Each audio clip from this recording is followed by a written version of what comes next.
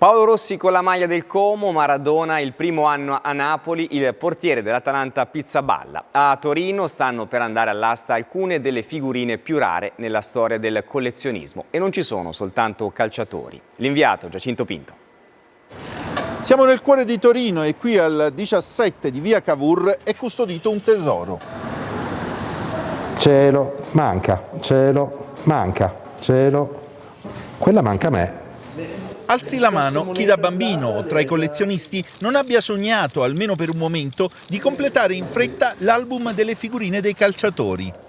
Sì, ma sicuramente le mancherà Pizzaballa. Pizzaballa? Pizzaballa, il mitico portiere dell'Atalanta, introvabile. Sorpresa. Pizzaballa, in ottimo stato di conservazione, direi che è il sacro graal della figurina. Immagini spesso sgranate di campioni e non solo, tutti insieme compongono il mosaico di un viaggio nel tempo. È possibile abbinare e avere insieme Pelé negli anni 70, un Paolo Rossi all'inizio della propria carriera ancora al Como, così come al primo anno di Maradona al Napoli.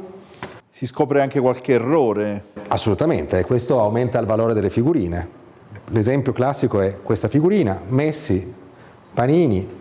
Il nome non è Lionel Messi, ma è bensì messo Luis Leonardo Messi.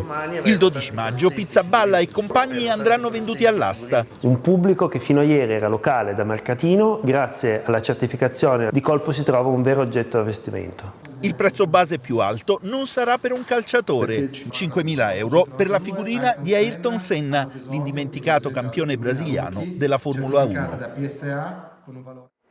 I social, le partite di calcio, ma soprattutto il saper ascoltare. È la ricetta che ha permesso a Don Roberto, sacerdote di Genova, di riempirsi